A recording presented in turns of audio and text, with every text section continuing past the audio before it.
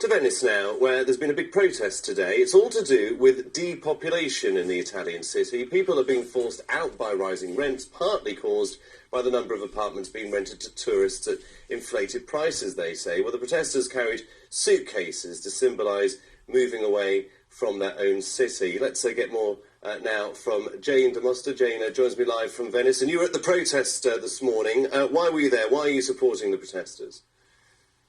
Well, because I'm very concerned about the future of Venice, that Venice without Venetians won't be Venice anymore, will it? Just give us some insight into what you're talking about. When we talk about depopulation, how many people are still living there and working in Venice? Well, that's the thing. It's a big difference between the number of people that live in Venice and the number of people that actually work here. The population, the resident population of the historic city of Venice is just fell below 55,000 people. 4 years ago, it was 60,000.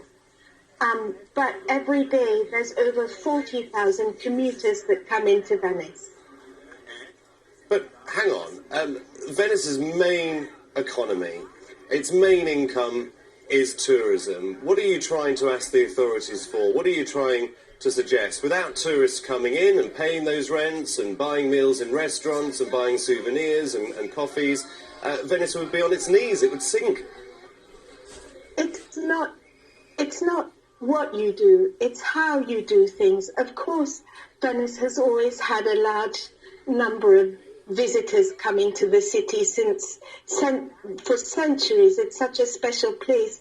It's normal to provide for the fact that there's always going to be tourists in Venice, but it's mass tourists that are smothering the city, and they're stopping Venice from being Venice, from having its characteristic things that people originally come to Venice. But Jane, we know Venice is not a cheap city to run. It needs a lot of repairs.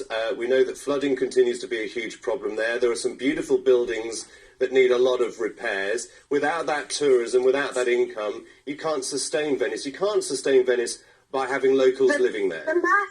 The mass tourism that is pushing the residents out, the kind of thing that we were demonstrating against today, isn't the kind of tourism that brings wealth to the city. It doesn't. There's the people that come here for day trips, or they stay here for a few hours while the cruise ship turns around.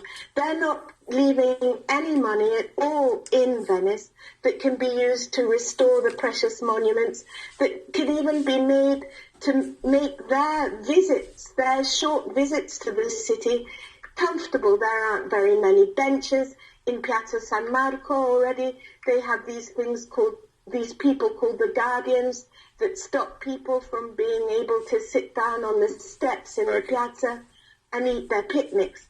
It's that kind of tourism that's smothering the city, isn't the kind of thing that can provide the city with the wealth that it needs to be able to invest in its survival. Okay, Jane, we've got to leave it there. We hear your message. Jane de Mosto there, one of the protesters in Venice against depopulation of the tourist city.